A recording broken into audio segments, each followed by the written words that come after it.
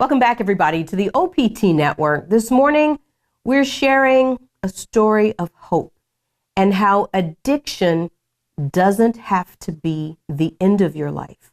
But when you work through it, we really find out how on the other side, God has great things for each and every one of us. Our guest this morning, Ashish Alfred, joins us to talk about his journey from addiction to perseverance and hope. Ashish, good morning and welcome. Good morning. How are you? Grateful. Thank you for having me. I know oftentimes when we start to look back on our lives, it can be hard to remember. I want you to take us back to your 13-year-old self when addiction probably never could have imagined that addiction would start there and begin. Tell us what happened at 13. At 13 years old, I know my mother and father were going through a very, very difficult time in their relationship. I think my father's alcoholism had not quite yet reached its peak of how bad it could be, but it was awfully close. My mother was struggling trying to be the owner operator of a business that was growing kind of exponentially. So I was, for long periods of time, sort of left to my own devices. I remember being a very insecure little boy. I remember, feeling on edge at home, feeling on edge at school. I just remember never really feeling like I fit or never really feeling at peace anywhere. And so when you look back at it now, because there are a lot of 13-year-olds and even tweens that have that exact same feeling. When you look back at your 13-year-old self, do you think that there's anything that your parents could have done or said that might have changed the decisions that you made? You know, as easy or convenient as I think it would be for me and for a lot of people to blame. I don't want, it's not about blame. I just wonder often that, because see, as parents, when you become a mother or a father, we all do the very best that we know how to do. But when you look back at yourself,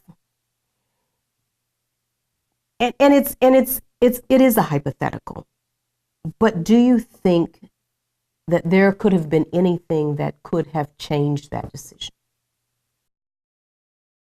I think that in school itself, I think that teachers could have been more sensitive. People could have maybe been more receptive. I think that with me, in a lot of ways, the writing was on the wall. I went from being a very engaged, very good student to overnight almost just not caring about school. Getting myself into trouble that was very uncharacteristic. And I think where, and I agree with you wholeheartedly about parents doing the best they know how to do. But I think that, the faculty at school could have done a better job of saying, something's not right. This is a kid that we've never had any issues with. What's happening? I think sometimes parents can also be very quick to jump the defense of their children. So when my performance started to lack a little bit in school, my mother's first thought was, well, something's up with the school. Instead of really kind of taking a hard look at me and being like, what's going on? Right. And the reason why I ask that question is because in retrospect, you can look back and you can see the piece that was missing. Is it anybody's fault? Not necessarily. But how can we save the next person just like yourself? That, as you said, in school, somebody should have said, here's a kid that's a good kid. Why is he going bad now? Why has he made this very almost uncharacteristic change? Sure. And I think that as a child, having seen firsthand broken, violent relationships, I think coming into my own as a young man at the age of 13, 14, 15, I think that, consciously, subconsciously, whatever you want to call it, I think that, I became very nervous and insecure because I didn't know how to engage in those relationships, be it friends, be it, a girl that I might have liked, or be it anything. I think that I started becoming very uncomfortable in my own skin because I did not know how to behave in a constructive, productive relationship because I didn't have that with anybody. Absolutely. And for all of us, we are just byproducts of what we see. Sure.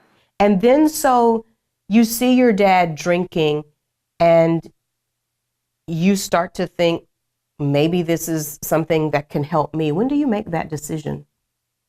I never, I never thought that, drinking would be something that helped me. For me, it was just a means of fitting in because I didn't really fit in with anybody. But I realized that, if I was drinking and smoking cigarettes, then there was that niche of kids that did that. And then at least I found somebody to fit with. And also, it was easy to steal booze from my dad.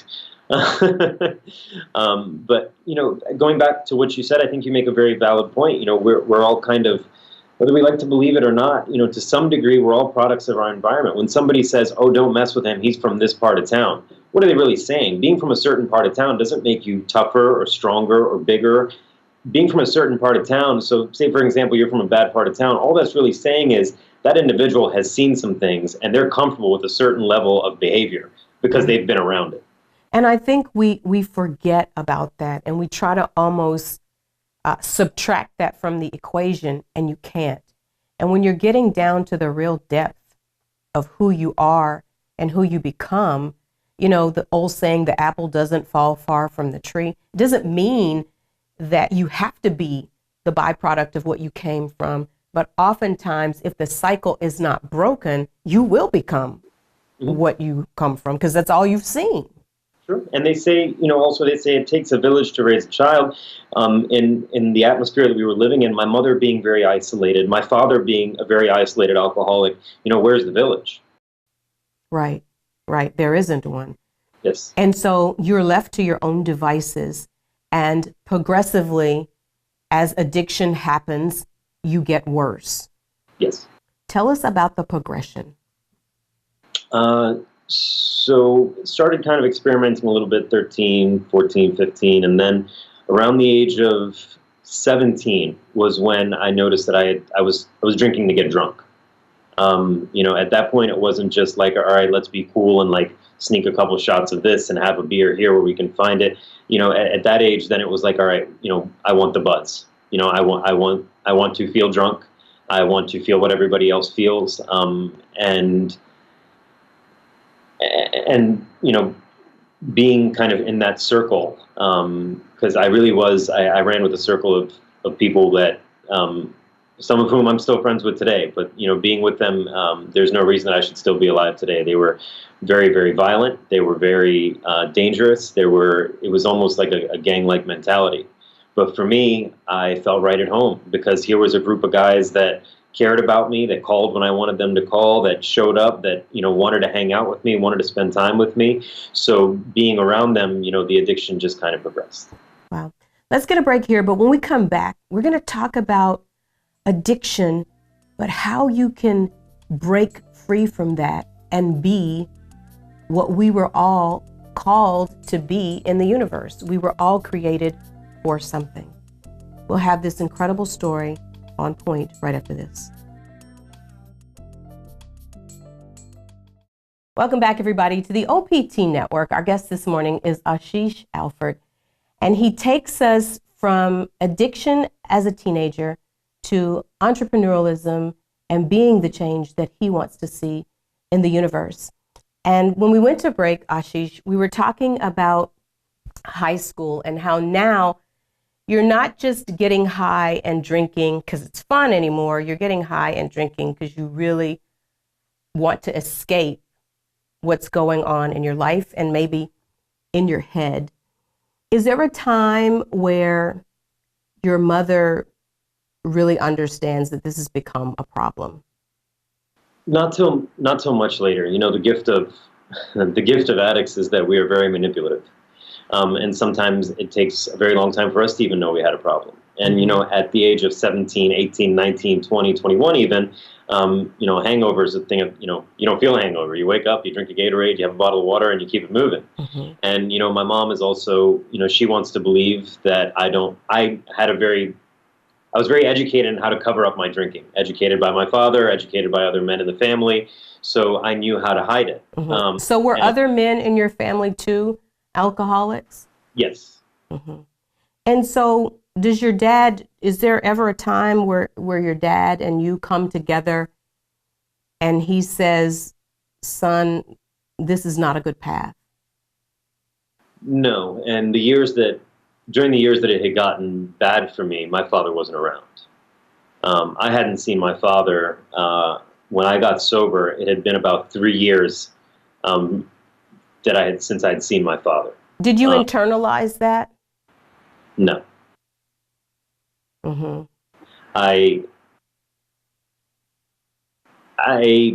For me, all I really cared about was my mom, and I felt for her, especially when he was in his active addiction, I felt for her the best thing was for her to not have him around. Mm-hmm. And then you felt for her. Was there a time, did you have a moment of sanity that you said in that moment, I'm doing the same thing to her that my dad did, sort of? I didn't believe I was hurting anyone, because in my mind I said, I'm not getting drunk and beating up my girlfriend. I'm not, I was making some stupid decisions, Justifying. And things like that. But for me, I wasn't him.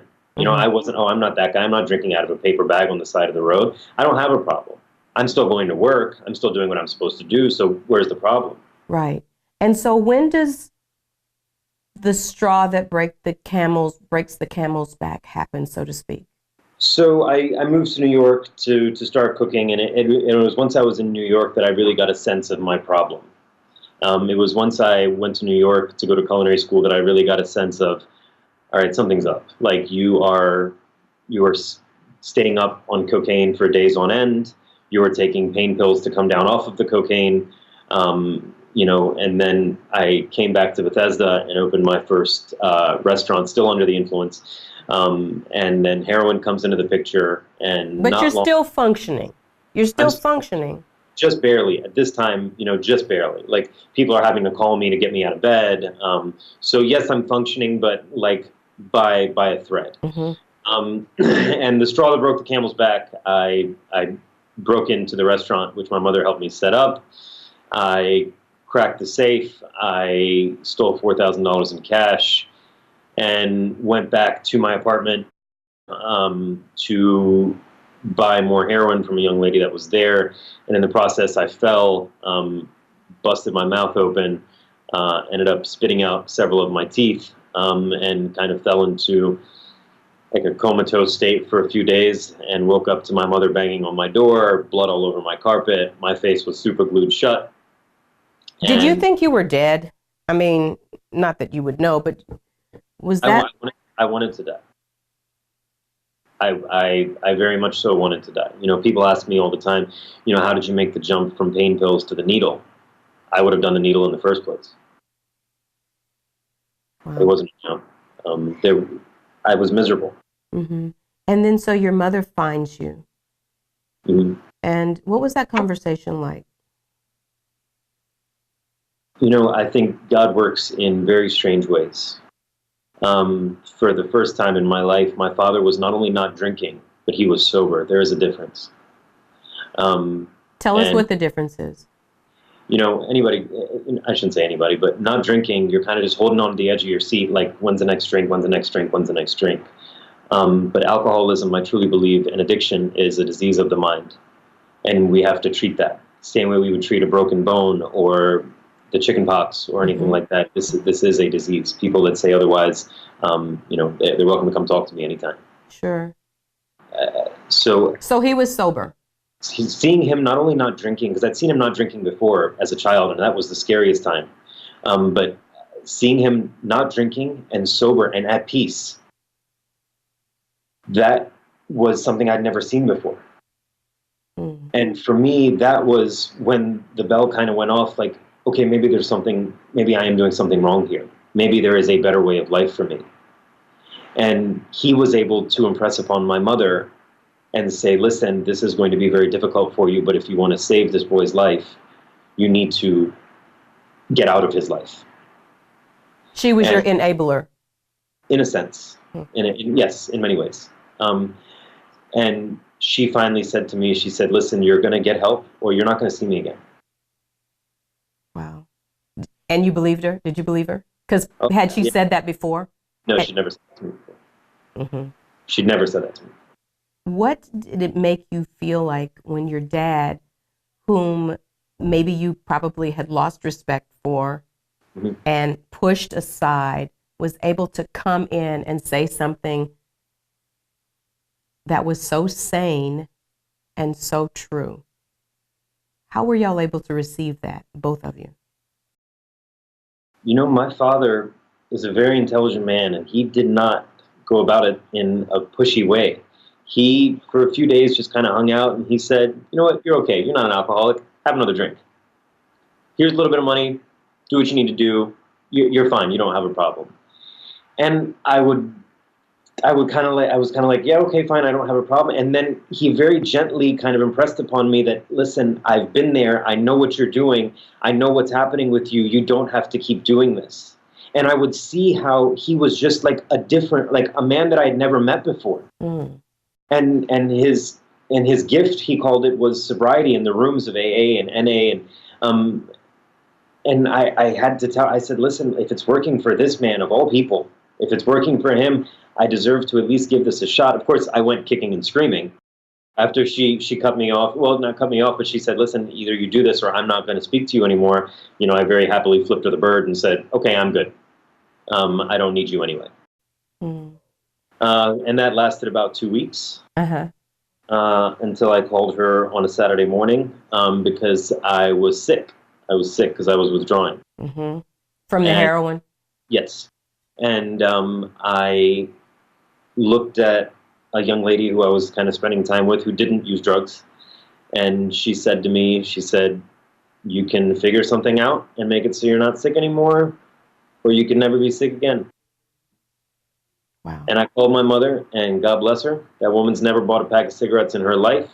She showed up to pick me up with a full pack of cigarettes because I guess she figured I would want them. And she didn't say a word to me on a 3-hour drive. She asked me a couple times if she'd like me to stop so I could smoke a cigarette. We got there. We got there, and she gave me a kiss, and she said, I love you very much. And she said, I want this to work for you. She said, I really want this to work for you. She said, there's a whole life ahead of you. And the rest is history. Wow. Let's take a break here, but when we come back, we'll talk about light at the end of a tunnel. Stay on point. We're back right after this. Welcome back, everybody, to the OPT Network. Our guest this morning, Ashish Alfred, and we're sharing his incredible story from addiction to light, love, and peace. And so before we went to break, your mom was taking you to recovery. She was taking you to treatment. And we briefly touched on your dad and how he subtly came back into your life and just dropped some small words of wisdom that probably went down deep. And so after you go into treatment, do you then surrender at that point and say, okay, I want to live and not die?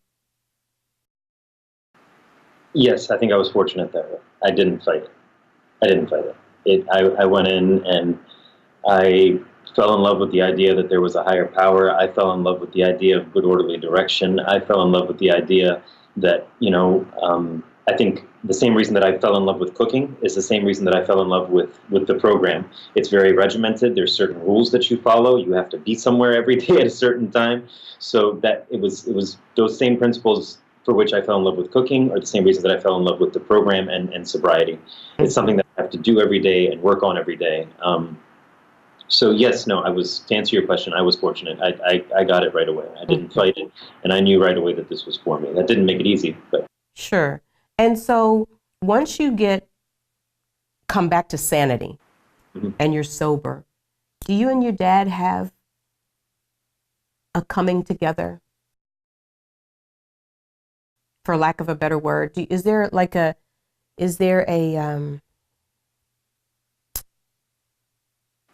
I think I, rebonding, yeah, you know, we shared in my sobriety and his sobriety. I think we shared a bond that made up for all the time that was lost. We understood each other on a level that other people may not understand each other. mm. Um, Were you able to forgive him? yes, I never held anything against him. Hmm. That was, the man I grew up with wasn't my father. The man I have today is my father. Wow. And so when you look back on your family and the men in your family, because a lot of families have this, we know that it's generational and it's cyclical. Each generation deals with something similar. Mhm. What did it mean to you that you and your dad were able to break that cycle? Had y'all ever talked about that? We've never spoken about it, but it means a lot in the Indian culture. Alcoholism is rampant in the Indian culture.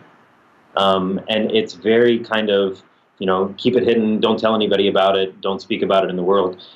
So, it ever since I've kind of come forward with my story, there's been a huge, I've gotten a lot of feedback, I should say, from people within the Indian community just saying, thank you so much for coming out with your story. So many people in our community don't want to talk about it, but it is such a problem. Mm. And so when did you know that you had the gift when it came to culinary works? For lack um, of a better word. I wouldn't call it a gift. I don't consider myself a gifted chef. No? No. I think that cooking, like math or anything else, is very kind of principalistic. There's a right way to do things and there's a wrong way to do things. And I think that what I was gifted with in my life, the jobs that I had, I was gifted with good leadership, and I picked up on that good leadership. Because if you think about what being a chef really is, being a chef is really just motivating. I mean, along with a lot of hard physical work, you are motivating people with you to do a lot of work for not a lot of money.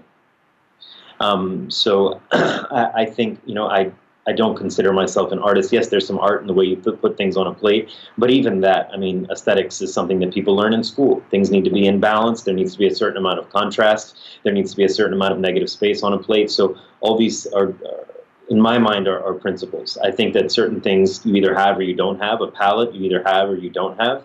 Dexterity you either have or you don't have. So if Interesting. you want to call that gift, you can call that gift. So tell me about your restaurants and how being clean and sober has opened up your mind to entrepreneurialism. Mhm. I would never be where I was today had it not been for my sobriety. I was having a hard time keeping one restaurant afloat in my, drunken and drugged up haze. I think the clarity that it's given me, the clarity that my sobriety has given me, the ability to take my ego out of the picture, the ability to kind of put others first, and kind of see life through rose-colored glasses, almost, if you will.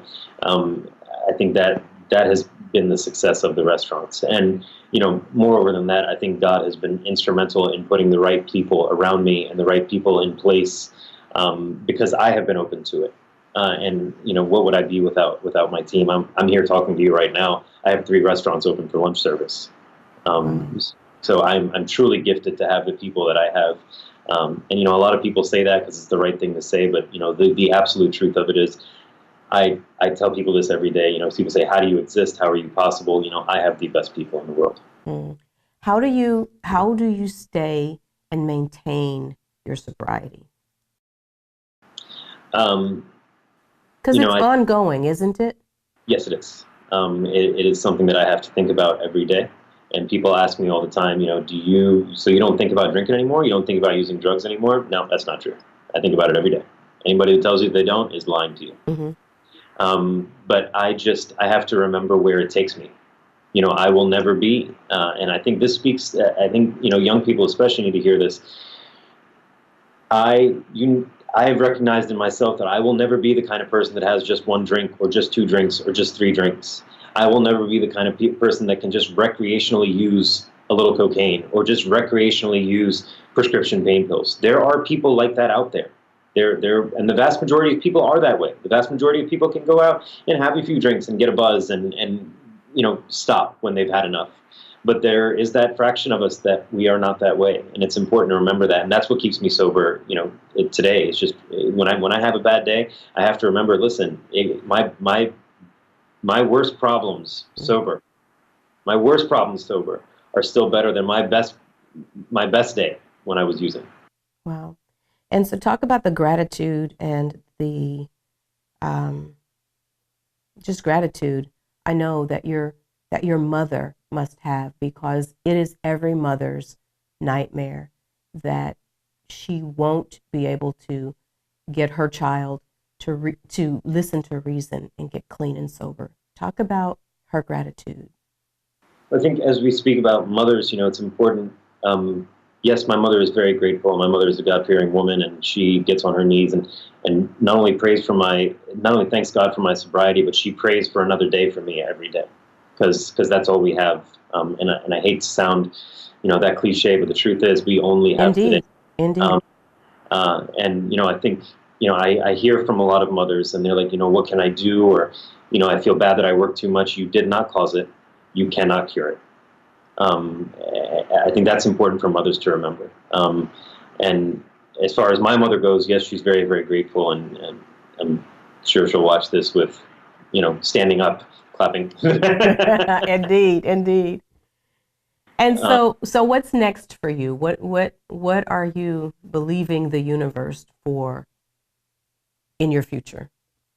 I've been asked that a lot recently, and have you? Yeah. I have, I have not come this far to only come this far. I like that. I have not come this far only to come this far. I'm sure that there is a plan for me, just like there was a plan for me to get sober, just like there was a plan for me to be here talking to you today. I feel like there are big things out there for me. Indeed. Ashish, thank you so much for your transparency and most importantly for sharing your story. It is our idea that every story will give life to the next story, and that somebody will see you, be inspired, and make the psychic change. Thank you so much. Thank you. Thank you very, very much. Indeed. Hey, everybody, stay on point. We're back after this.